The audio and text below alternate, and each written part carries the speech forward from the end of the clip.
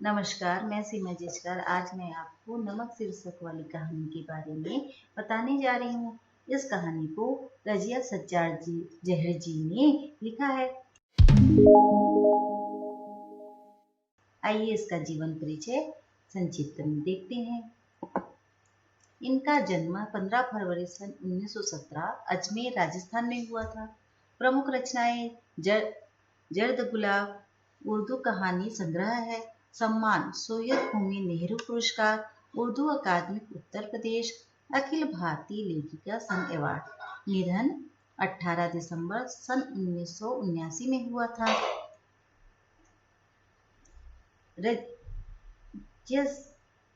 रजिया सज्जाद जहीर जी की नमक शीर्षक कहानी भारत पाक विभाजन के बाद सरहद के दोनों तरफ के विस्थापित पुनर्वासित जनों के दिलों को टटोलती एक मार्मिक कहानी है। दिलों को टटोलने की इस कोशिश में अपने पराई देश परदेश की कई प्रचलित धारणाओं पर सवाल खड़े किए गए हैं। विस्थापित होकर आई सिख बीबी आज भी लाहौर को अपना वतन मानती है और सौगात के तौर पर वहां का नमक लाए जाने की फरमाइश करती है। कस्टम अधिकारी नमक ले जाने की इजाजत देते हुए जिसे ले जाना गैर कानूनी है, दिल्ली को अपना वतन बताता है। इसी तरह भारतीय कस्टम अधिकारी सुनील दासगुप्त का कहना है, मेरा वतन ढाका है। राष्ट्र राज्यों की नई सीमाएं रेखाएं खींची जा चुकी हैं और मजहबी आधार पर लोग इन रेखाओं के इधर उधर अपनी जगह मुकर्रर कर चुके हैं। इसके बावजूद जमीन पर खींची गई रेखाएं उनके अंतर्मन तक नहीं पहुंच पाई हैं। राजनीतिक यथार्थ के स्तर पर उनके वतन की पहचान बदल चुकी है, किंतु यह उनका हार्दिक यथार्थ नहीं बन पाया है। एक अनचाही अप्रीतिकर बाहरी बाध्यता ने उन्हें अपने अपने जन्म स्थानों से विस्थापित तो कर दिया है, पर वह उनके दिलों पर कब्जा नहीं कर पाई है। नमक जैसी छोटी सी चीज का सफर पहचान के इस हार्दिक पहलू को परत दर परत उखाड़ देता है। यह हार्दिक पहलू जब तक सरहद के आर पार जीवित है, तब तक यह उम्मीद की जा सकती है कि राजनीतिक सरहदें एक दिन बेईमानी हो जाएंगी। लाहौर के कस्टम अधिकारी का यह कथन बहुत सार्थक है। उनको यह नमक देते वक्त मेरी तरफ से कहिएगा कि लाहौर अभी तक उनका वतन है और दिल्ली मेरा, तो बाकी सब रफ्ता रफ्ता ठीक हो जाएगा।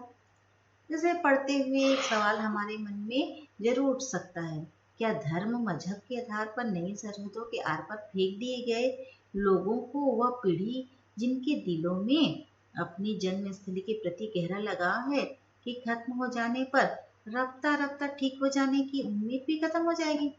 क्या नई पीढ़ी के आने पर भी यह उम्मीद नहीं बनी रहेगी? इस प्रकार इस नमक कहानी का परिचय है। आइए नमक कहानी को पढ़ते हैं।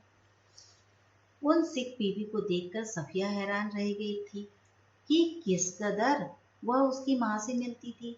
वही भारी भरकम जिस्म, छोटी छोटी चमकदार आंखें जिसे नेकी मोहब्बत और रहमदिली की रोशनी से जगमगाया करती थी। चेहरा जैसे कोई खुली हुई किताब, वैसा ही सफेद बारीक मलमल का दुपट्टा जैसा उसकी अम्मा मुहर्रम में ओढ़ा करती थी। एक सफिया है, उसने एक सिख बीबी को देखा और सिख बीबी को देखकर उसे ऐसा लगा कि वो उसके माँ के समान है। उसके दुपट्टे को देखकर उसे लगा कि जैसे उसकी माँ उसको मुहर्रम में ओढ़ा करती थी। जब सफिया ने कई बार उसे मोहब्बत से देखा तो सिख बीबी ने अपनी बहू से पूछा कि कौन है, तो उन्होंने बताया कि वो मुसलमान है। कल ही सुबह लाहौर जा रही है अपने भाई से मिलने के लिए, जिन्होंने उसे कई सालों से नहीं देखा है। जैसा ही लाहौर का नाम सुनी तो सिख बीबी सफिया के पास आकर बैठ गई और बोली कि लाहौर कितना प्यारा शहर है, वहाँ के लोग खूबसूरत होते हैं, उम्दा खाने मतलब अच्छा खाने के शौकीन होते हैं, नसीब कपड़ों के शौकीन मतलब सुरुचिपूर्ण कपड़ों के शौकीन होते हैं, सैर सपाटे के भी रसिया होते हैं, जिंदा दिली की तस्वीर होते हैं। इसी समय कीर्तन होता ही रहा। वे आहिस्ता आहिस्ता बातें करती रहीं। सफिया ने एक दो बार बीच में पूछा, माता जी, आपको तो यहाँ आए बहुत साल हो गए होंगे।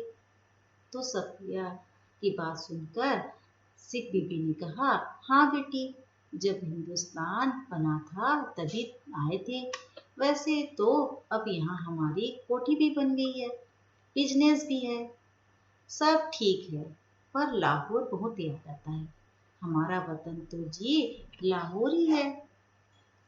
फिर सिख बीबी अपने पलकों में लाहौर को याद करती हुई सोचती है कि उसकी लाहौर की बातें उसके आंखों में समा जाते हैं। बात आगे चल पड़ती है, मगर घूम फिर कर फिर उसी जगह आ जाती है, साडा लाहौर। यहाँ साडा का अर्थ हुआ हमारा लाहौर। कीर्तन कोई 11 बजे खत्म हुआ। जब वे प्रसाद हाथ में लिए उठने लगी और सफिया के सलाम के जवाब में दुआएं देती हुई रुखसत होने लगी, तब सफिया ने धीमे से पूछा। जब कीर्तन खत्म हो गया तो सफिया ने सलाम किया और जाने लगी। तभी सफिया ने धीरे से सिख बीबी जी से पूछा, आप लाहौर से कोई सौगात मंगाना चाहें तो मुझे हुक्म दीजिए। मतलब मैं लाहौर जा रही हूँ, वहां से आप कोई भेंट मंगाना चाहती हैं तो मुझे बताइए। वे दरवाजे से खड़ी लगी थी, हिचकिचाकर बहुत ही आहिस्ता से बोली, अगर ला सको तो थोड़ा सा लाहौरी नमक ले आना। 15 दिन यूं गुजरे कि पता ही नहीं चला। जिम खाने की सामी, दोस्तों की मोहब्बत, भाइयों की खातिरदारियां, उनका बस न चलता था कि बिछड़ी हुई परदेसी बहन के लिए क्या कुछ न करें। दोस्तों अजीजों की यह हालत कि कोई कुछ ले आ रहा है, कोई कुछ कहाँ रखे, कैसे रखे, क्यों करके ले जाएं, एक समस्या थी। सबसे बड़ी समस्या थी बादामी कागज की एक पुड़िया की जिसमें कोई सेर भर लाहौरी नमक था। अब सफिया अपने भाई लोग के पास पहुंच गई थी। तो वह जब आ रही थी तो उसके भाइयों ने उसे चाहा कि उसे कुछ न कुछ दिया जाए। सभी कुछ न कुछ दे रहे थे, तो उस सफिया सब पैक कर रही थी। 15 दिन बीत जाने के बाद ये वह अपने सामानों को पैक करने लगी थी। उन्हीं सामानों के बीच में एक बादामी कागज की एक पुड़िया थी जिसमें सेर भर लाहौरी नमक था। सफिया का भाई एक बहुत बड़ा पुलिस अफसर था। उसने सोचा कि वह ठीक राय दे सकेगा। वह सफिया ने अपने भाई से चुपके से पूछी, क्यों भैया, नमक ले जा सकते हैं? वह हैरान होकर बोला, नमक? नमक तो नहीं ले जा सकते, गैर कानूनी है। और नमक का आप क्या करेंगी? आप लोगों को इस समय तो हमसे बहुत ज्यादा नमक आया है। सफिया का भाई की बात सुनकर सफिया सोचती है और फिर वह झुंझला जाती है। वह झुंझला गई, मैं हिस्से बखेर की बात नहीं कर रही हूँ, आया होगा, मुझे तो लाहौर का नमक चाहिए, मेरी माँ ने यही मंगवाया है। भाई की समझ में कुछ नहीं आया, माँ का क्यों जिक्र था? वे तो बंटवारे से पहले ही मर चुकी थी। भाई सोचता है कि माँ तो मर चुकी है, फिर ये सफिया किस माँ की बात कर रही है जिसने नमक मंगवाया है। जरा नरमी से समझाने के अंदाज से बोला, देखिए बाजी, आपको कस्टम से गुजरना है और अगर एक भी चीज ऐसी वैसी निकल आई तो आपके सामान की चिंदी चिंदी बिखेर देंगे कस्टम वाले, कानून जो है। अब भाई उसको धीरे से समझाते हुए बोला, देखिए बाजी, यानी अपनी बहन को बोलता है कि कस्टम वाले से गुजरना पड़ता है ना। और ऐसे वैसे कोई चीज अगर निकल जाती है तो कस्टम वाले सभी चीजों को बिखरा देते हैं, एक एक चीज निकाल कर देखते हैं, कानून जो उनके हाथ में है। वह बिगड़ कर बोली, निकल आने का क्या मतलब? मैं क्या चोरी से ले जाऊंगी, छिपा के ले जाऊंगी? मैं दिखा के जता के ले जाऊंगी। भाई यह तो आप बहुत ही गलत बात करेंगी, कानून है। अरे फिर भी वह कानून कानून कहे जाते हो। क्या सब कानून हुकूमत के ही होते हैं? कुछ मोहब्बत, मरवत, आदमियत, इंसानियत के नहीं? आखिर कस्टम वाले भी इंसान होते हैं, कोई मशीन तो नहीं होते। तो उसके भाई ने क्या कहा, हाँ वे मशीन तो नहीं होते, पर मैं आपको यकीन दिलाता हूँ कि वे शायर भी नहीं होते हैं। उनको तो अपनी ड्यूटी करनी होती है। तो सफिया क्या बोलती है, अरे बाबा, तो मैं कब कह रही हूँ कि वह ड्यूटी ना करे। एक तोहफा है, वह भी चंद पैसों का। शौक से देख लें, कोई सोना चांदी नहीं, स्मगलर की कोई चीज नहीं, ब्लैक मार्केट का माल नहीं है। अब उसका भाई सफिया से कहता है, अब तुमसे कौन बहस करे। अब आप अदीब ठहरी, आपको सभी अदीबों का दिमाग थोड़ा सा तो जरूर ही घुमा होता है। वैसे तो आपको बताए देता हूँ कि आप ले नहीं जा पाएंगे और बदनामी मुफ्त में हम सबको भी होगी की भी होगी। आखिर आप कस्टम वालों को कितना जानती हैं? उसने गुस्से से जवाब दिया, कस्टम वालों को जाने या ना जाने, पर हम इंसानों को थोड़ा सा जरूर जानते हैं। और रही दिमाग की बात, सो अगर सभी लोगों का दिमाग हम अदीबों की तरह घुमा हुआ होता तो यह दुनिया कुछ बेहतर ही हो जाती भैया। अब बोलती है, अपने भाई को गुस्से से जवाब देते हुए बोलती है कि हम अदीबों की तरह ये हुआ होता तो, अदीब मतलब साहित्यकार की तरह हुआ होता तो ये दुनिया और बेहतर हो जाती। मारे गुस्से से उसकी आंखों में आंसू बहने लगे। उसका भाई सिर हिलाकर चुप हो गया। अगले रोज 2 बजे दिन की को उसे रवाना होना था। सुबह के लिए बहुत व्यस्त कार्यक्रम बन चुका था, इसलिए उसने सारी पैकिंग रात ही को करनी थी। कमरे का बाहर का दरवाजा अंदर से बंद करके वह सामान बांधने लगी। इधर उधर फैली हुई चीजें धीरे धीरे सिमट कर सूटकेस और बिस्तर बनने चली गईं। सिर्फ 2 चीजें रह गई। एक तो वह छोटी सी टोकरी जिसमें कीनू थे, एक दोस्त का तोहफा, संतरे और माल्टे को मिलाकर पैदा किया गया फल, माल्टे की तरह रंगीन और मीठा, संतरे की तरह नाजुक, और दूसरी तरफ थी नमक की पुड़िया। अब तक सफिया का गुस्सा उतर चुका था। भावना के स्थान पर बुद्धि धीरे धीरे उस पर हावी हो रही थी। नमक की पुड़िया ले तो जाती है, पर कैसे? अच्छा, अगर इसे हाथ में ले लें और कस्टम वालों के सामने सबसे पहले इसी को रख दें, लेकिन अगर कस्टम वाले ने ना जाने दिया तो मजबूरी है, छोड़ देंगे। लेकिन फिर उस वायदे का क्या होगा जो हमने अपनी माँ से किया था? हम अपने को सैयद कहते हैं, फिर वायदा करके जुटलाने के क्या मायने? जान देकर भी वायदा पूरा करना होगा, मगर कैसे? अच्छा, अगर इन किनुओं की टोकरी में सबसे नीचे रख लिया जाए तो इतने किनुओं के ढेर में भला कौन इसे देखेगा?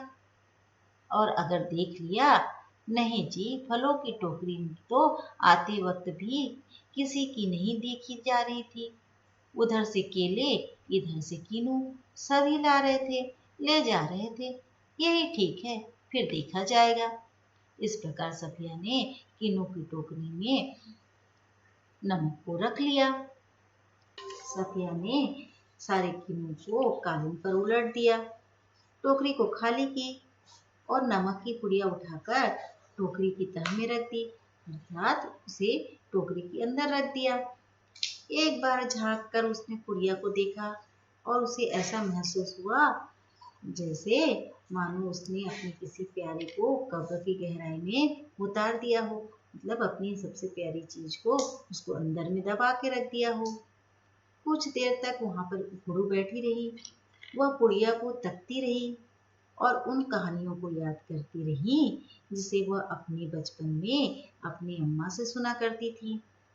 कि एक शहजादा था जिसमें शहजादा ने अपनी रान चीरकर हीरा छिपा लेता था। मतलब अपने हृदय में अपने दिल को फाड़कर उसमें हीरा छिपा लेता था और देवों, खौफनाक भूतों तथा राक्षसों के सामने से होता हुआ सरहदों से गुजर जाता था।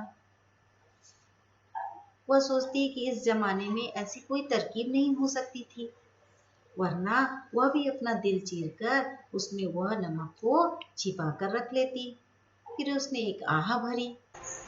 फिर वह किनुओं को एक एक करके टोकरी के ऊपर रखने लगी। गुड़िया के इधर उधर, आस पास और फिर ऊपर, यहाँ तक कि वह बिल्कुल छिप गई। आश्वस्त होकर उसने अपने हाथ चढ़े सूटकेस पलंग के नीचे खिसकाया, टोकरी उठाकर पलंग के सिरहाने रखी और लेटकर दो भर ओढ़ ली। उसने किनुओं को नमक के ऊपर एक एक करके टोकरी में रखने लगी ताकि वो गुड़िया दिखे मत, है ना। और जिससे गुड़िया पूरी तरह छिप गई। उसे लगा कि हाँ वो गुड़िया दिखाई नहीं दे रही है, तो अपने हाथ को झाड़ा और सूटकेस को पलंग के नीचे खिसकाया और टोकरी को उठाए और पलंग के सिरहाने रखी और अपना चादर ओढ़ ली। रात को तकरीबन 1:30 बजे थे। मार्च की सुहानी हवा खिड़की की जाली से आ रही थी। बाहर चांदनी साफ और ठंडी थी। खिड़की के करीब लगा चंपा का एक घना दरख्त सामने की दीवार पर पत्तियों के अश्क लहका रहा था। रात को 1:30 बजे थे और मार्च का महीना था और वहाँ जहाँ सोई हुई थी वहाँ खिड़की थी और खिड़कियों से हवा आ रही थी ना। बाहर रात में चांदनी साफ और ठंडी दिखाई हो रही थी। खिड़की के करीब एक चंपा का दरख्त मतलब एक घना पेड़ था जिसकी पत्तियां दीवारों के सामने से ऐसे बहती हुई दिखाई दे रही थी। कभी किसी तरफ से किसी को दबी हुई खांसी की आहट, दूर से किसी कुत्ते के भौंकने या रोने की आवाज, चौकीदार की सीटी और फिर सन्नाटा। यह पाकिस्तान था। यहाँ उसके 3 सगे भाई थे। वह पाकिस्तान में अभी थे। वहाँ पे उसके 3 सगे भाई थे। बेशुमार चाहने वाले दोस्त थे। बाप की कब्र थी। नन्हे मुन्ने भतीजे भतीजियां थी जो उससे बड़ी मासूमियत से पूछते, फूफी जान आप हिंदुस्तान में क्यों रहती हैं, जहाँ हम लोग नहीं आ सकते हैं। उन सबके और साफिया के बीच में एक सरहद थी। साफिया हिंदुस्तान में रहती थी और उसके भाई पाकिस्तान में रहते थे। दोनों के बीच में एक सरहद थी और वह बहुत ही नोकदार लोहे की छड़ी का जंगला था। वह जंगला क्या कहलाता था? कस्टम कहलाता था। कल वह लाहौर से चली जाएगी। हो सकता है साल भर बाद फिर आए। 1 साल से ही पहले तो वह आ भी नहीं सकती और यह भी हो सकता है कि वह कभी ना आ सके। उसे लगा कि वह कल लाहौर से चली जाएगी, साल भर बाद फिर आएगी, है ना। यह भी हो सकता है कि वो साल भर बाद कभी भी ना आ सके। उसकी आंखें आहिस्ता आहिस्ता बंद होने लगी। फिर उसे एक सफेद दुपट्टे का दुधिया आंचल लहराता दिखाई देने लगा जिस पर यहाँ वहाँ सितारे झिलमिला रहे थे। हमें वहाँ से आए तो बहुत दिन हो गए। हमारी कोठी भी है, बिजनेस भी है, हम यहाँ बस भी गए हैं, पर हमारा वतन तो जिला हो रही है। अब उसे थोड़ी थोड़ी हल्की नींद आने लगी। नींद में आने लगी तो उसे दिखाई देने लगा कि वह एक व्यक्ति है जो सफेद दुपट्टे से उसका आंचल लहराता हुआ दिखाई दे रहा है। असली में उसे किसी की याद आने लगी थी? सफिया बीबी की। सफिया को सिख बीबी की याद आने लगी थी। सिख बीबी ने सफिया से कहा था कि हमें तो यहाँ आए बहुत दिन हो गए। यहाँ हमारी कोठी है, बिजनेस भी है और यहाँ हम बस गए हैं, लेकिन हमारा वतन तो लाहौर ही है। फिर दिखा इकबाल का मकबरा, लाहौर का किला, किले के पीछे डूबते सूर्य की नारंगी किरणें, आसपास से फैलता उभरता अंधेरा, उस रंगीन अंधेरे में बहती हुई नरम हवा, उस हवा में रची हुई मौलसिरी की खुशबू और मकबरे की सीढ़ियों पर बैठे हुए दो इंसान, सिर झुकाए चुपचाप उदास जैसे दो बेजान परछाइयां। फिर उसे धीरे धीरे सपने में इकबाल का मकबरा दिखाई देने लगा, लाहौर का किला दिखाई देने लगा, किले के पीछे डूबते हुए सूर्य की नारंगी किरणें दिखाई देने लगी और आसपास फैलता उभरता अंधेरा, रंगीन अंधेरे में बहती नरम हवा और मौलसिरी की खुशबू आने लगी। मकबरे की सीढ़ियां दिखाई देने लगी और मकबरे की सीढ़ियों के पीछे हुए दो इंसान जो सिर झुकाए हुए चुपचाप उदास बैठे हुए हैं। तो उन्होंने सफिया से पूछा, तो तुम कल चली जाओगी? तो सफिया ने कहा, हाँ। अब कब आओगी? तो सफिया ने कहा, मालूम नहीं, शायद अगले साल, शायद कभी भी नहीं। फिर अचानक उसकी आंखें खुल गई। फिर अचानक उसकी आंख खुल के हो गई। उसने उसे सपने में देखा था। शायद उसने मकबरे की सीढ़ियों के नीचे लगी धूप से एक पत्ती तोड़ी थी जिस पर ठंडी ओस जमनी शुरू हो गई थी। हुआ यह था कि नींद में करवट लेते हुए उसका हाथ किनुओं के लबालब भरी टोकरियों पर जा पड़ा था। रसीले ठंडे किनु जिनको देखते वक्त उसके दोस्त ने कहा था, यह हिंदुस्तान पाकिस्तान की एकता का मेवा है। यह जो किनु है पाकिस्तान में होता है, जिसे हिंदुस्तान के लोग भी खाते हैं। यह हिंदुस्तान और पाकिस्तान के लोगों की एकता का मेवा है। सफिया फर्स्ट क्लास के वेटिंग रूम में बैठी थी। दिल्ली तक का किराया उसके भाई ने दिया था। वह हाथ में टिकट दबाए वेटिंग रूम के बाहर प्लेटफार्म पर टहल रहा था। वह अंदर बैठी चाय की प्याली हाथ में लिए किनुओं की टोकरी पर निगाहें जमाए यह सोच रही थी कि आसपास इधर उधर इतने लोग हैं, लेकिन सिर्फ वही जानती है कि टोकरी की तह में किनुओं के नीचे नमक की पुड़िया है। जब उसका सामान कस्टम पर जांच के लिए बाहर निकाला जाने लगा तो उसे एक झिरझिरी सी आई और एकदम से उसने फैसला किया कि मोहब्बत का यह तोहफा चोरी से ही जाएगा। नहीं जाएगा। नमक कस्टम वालों को दिखाएगी वह। उसने जल्दी से पुड़िया निकाली और हैंडबैग में रख ली, जिसमें उसका पैसों का पर्स और पासपोर्ट आदि थे। जब सामान कस्टम से होकर रेल की तरफ चला तो वह एक कस्टम अफसर की तरफ बढ़ी। ज्यादातर मेजें खाली हो चुकी थी। एक दो पर इक्का दुक्का सामान रखा था। वहीं एक साहब खड़े थे, लंबा कद, दुबला पतला, जिस्म खिचड़ी बाल, आंखों पर ऐनक। वे कस्टम अफसर की वर्दी पहने हुए थे, मगर खून पर वह कुछ जच नहीं रही थी।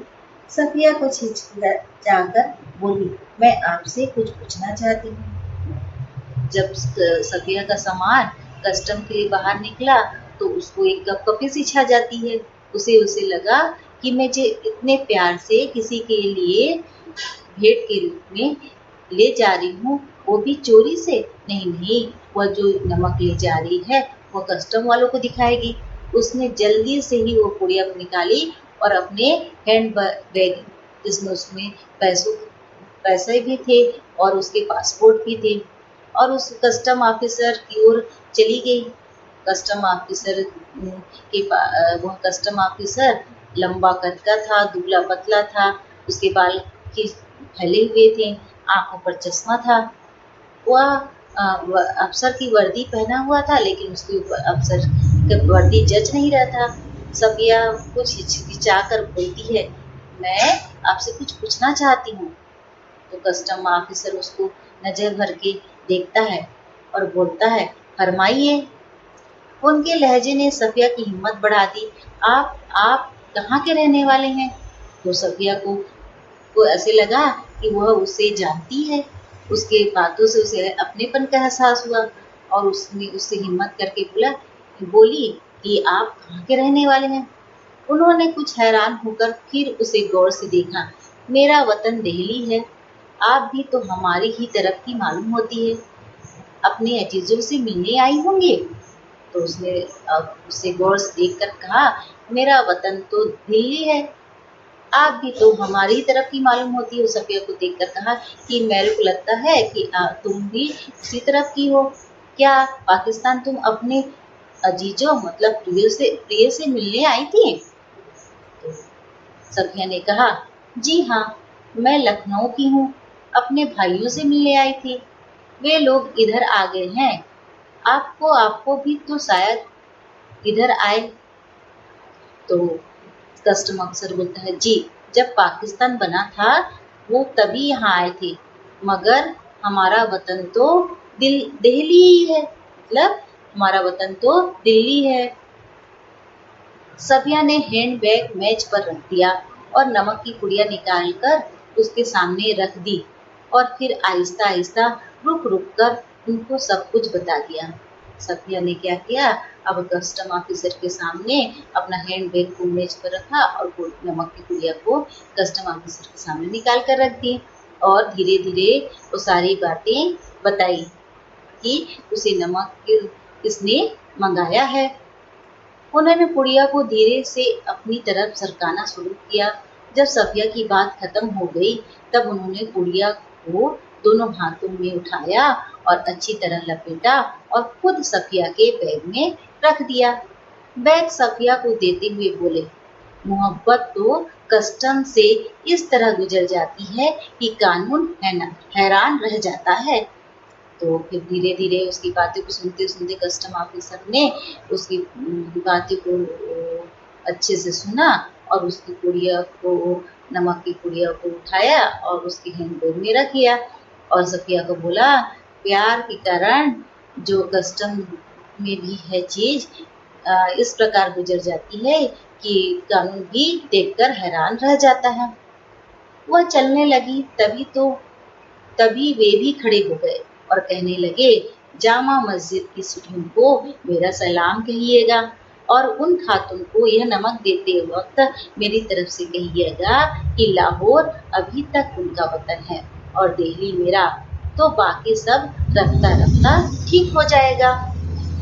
सफिया कस्टम के जंगले से निकलकर दूसरे प्लेटफार्म पर आ गई और वे वहीं खड़े रहे। प्लेटफार्म पर उसके बहुत से दोस्त, भाई, रिश्तेदार थे। हसरत भरी नजरों, बहते हुए आंसू, ठंडी सांसों और भींचे हुए होठों को बीच में से काटते हुए रेल सरहद की तरफ बढ़ी। अटारी में पाकिस्तान पुलिस उतरी, हिंदुस्तानी पुलिस सवार हुई। कुछ समझ में नहीं आता था कि कहाँ से लाहौर खत्म हुआ और किस जगह से अमृतसर शुरू हो गया। एक जमीन थी, एक जबान थी, एक सी सूरतें और लिबास, एक सा लबो लहजा और अंदाज थे। गलियां भी एक सी ही थी, जिसमें दोनों बड़े प्यार से एक दूसरे को नवाज रहे थे। बस मुश्किल सिर्फ इतनी थी कि भरी हुई बंदूकें दोनों के हाथों में थी। अमृतसर में कस्टम वाले फर्स्ट क्लास वालों के सामान की जांच उनके डिब्बे के सामने ही कर रहे थे। अब सफिया कहाँ पहुंच गई? लाहौर से अमृतसर पहुंच गई। सफिया का सारा सामान देखा जा चुका था, तो वह उन नौजवानों कस्टम अफसर की ओर बढ़ी जो बातचीत और सूरत से बंगाली लगते थे। देखिए, मेरे पास नमक है थोड़ा सा। अब सफिया यहाँ अमृतसर में आने के बाद फिर से वो कस्टम ऑफिसर के पास पहुंचती है और जो देखने में बंगाली के समान दिखाई दे रहा था और उसके पास पहुंचकर बोलती है कि मेरे पास जो नमक है वह थोड़ा सा है।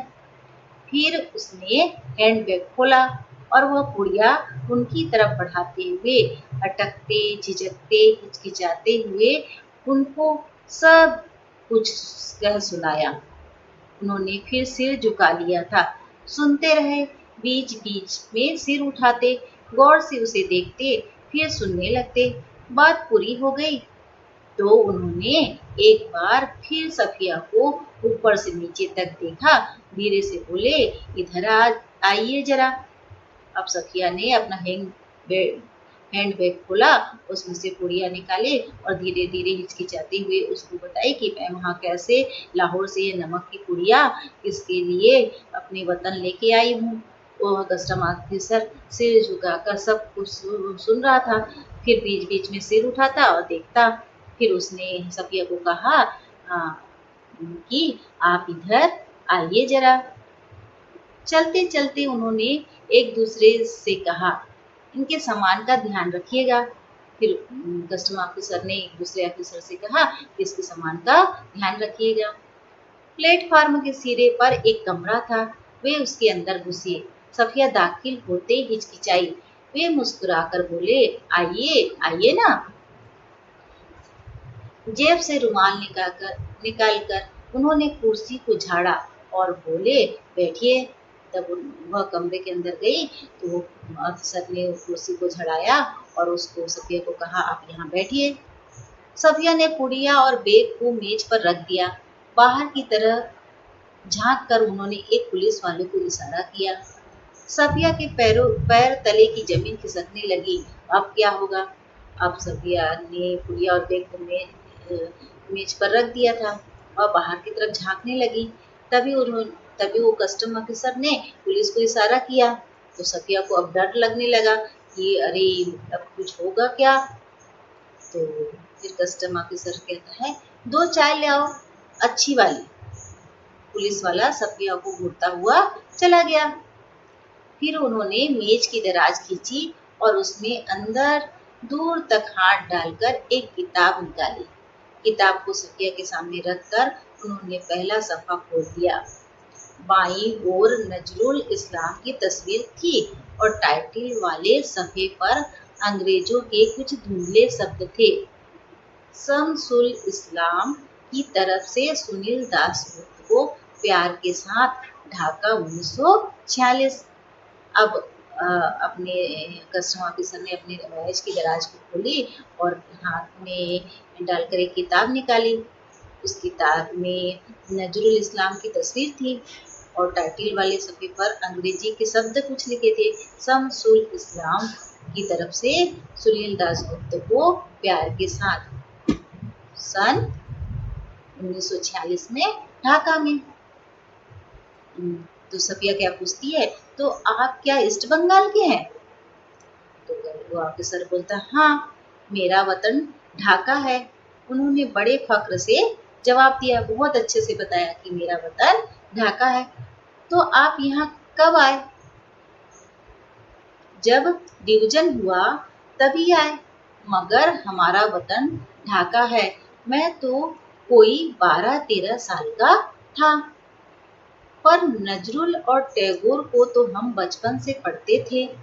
जिस दिन हम रात आ रहे थे उसकी ठीक 1 वर्ष पहले मेरे सबसे पुराने, सबसे प्यारे बचपन के दोस्त ने मुझे यह किताब दी थी। उस दिन मेरी सालगिरह थी। फिर हम कलकत्ता में रहे, पढ़े, नौकरी भी मिल गई, पर हम वतन आते जाते थे। तब उसने कहा कि मेरा वतन तो ढाका ही है। मैं जब 12-13 वर्ष का था तो मैं नजरुल और टैगोर को हम लोग बचपन से पढ़ते थे। जिस दिन मैं यहाँ आ रहा था तो ठीक उस 1 वर्ष पहले मेरे पुराने मित्र ने, जो मेरा बचपन का दोस्त था, वो मेरी सालगिरह थी, उसने मुझे ये पुस्तक दी थी, ये किताब दी थी। फिर हम कलकत्ता में रहे, वहीं पढ़े और नौकरी भी मिल गई, पर लेकिन हम अपने वतन ढाका आते जाते थे। वतन, सफिया ने जरा हैरान होकर पूछा, मैंने आपसे कहा ना कि मेरा वतन ढाका है। उन्होंने जरा बुरा मानकर कहा, वतन? सफिया से पूछती, वतन? सफिया ने जरा हैरान होकर पूछती है तो उसको ऑफिसर बोलता है, मैंने आपसे कहा ना कि मेरा वतन ढाका है। उसको थोड़ा सा बुरा लग गया। हाँ हाँ, ठीक है, सफिया जल्दी से बोली। उसको शांत करते हुए सफिया बोलती, हाँ हाँ ठीक है। तो पहले तो बस इधर ही कस्टम था, अब उधर भी कुछ गोलमाल हो गया है। उन्होंने चाय की प्याली सफिया की तरफ खिसकाई और खुद एक बड़ा सा घूंट भर कर बोले, ना। चाय की प्याली सफिया को देते हुए और अपना खुद चाय पीते हुए बोलता है, वैसे तो डाक कलकत्ता में भी होता है, जैसे नमक यहाँ भी होता है, पर हमारे यहाँ डाक की क्या बात है। हमारी जमीन, हमारे पानी का मजा ही कुछ और है। डाक मतलब नारियल का फल, कलकत्ता में भी होता है ना। जैसे यहाँ नमक होता है, लेकिन ढाका की डाक की बात तो अलग है। हमारी जमीन, हमारे पानी का मजा कुछ और है, ऐसा वह कस्टम ऑफिसर बोलता है। उठते वक्त उन्होंने पुड़िया सफिया के बैग में रख दी और खुद उस बैग को उठाकर आगे आगे चलने लगे। सफिया ने उनके पीछे चलना शुरू कर दिया। इस बात को खत्म करते हुए वह ऑफिसर पुड़िया को सफिया के बैग में रख दिया और उस बैग को उठाया और आगे आगे चलने लगा। सफिया उसके पीछे पीछे चलना शुरू कर दिया। जब सफिया अमृतसर के पुल पर चढ़ रही थी, तब पुल की सबसे निचली सीढ़ी के पास वे सिर झुकाए चुपचाप खड़े थे। सफिया सोचती जा रही थी कि किसका वतन कहाँ है, वह जो कस्टम के इस तरफ है या उस तरफ। सफिया जब अब उस गुड़िया को लेकर अपने हैंड बैग में रखी और आगे चढ़ रही थी, तब उसकी निचली की सीढ़ी पर वह ऑफिसर चुपचाप सिर झुकाए खड़ा हुआ था। अब सफिया सोचती जा रही थी कि किसका वतन कहाँ है, वह जो कस्टम के इस तरफ है या कस्टम के उस तरफ है।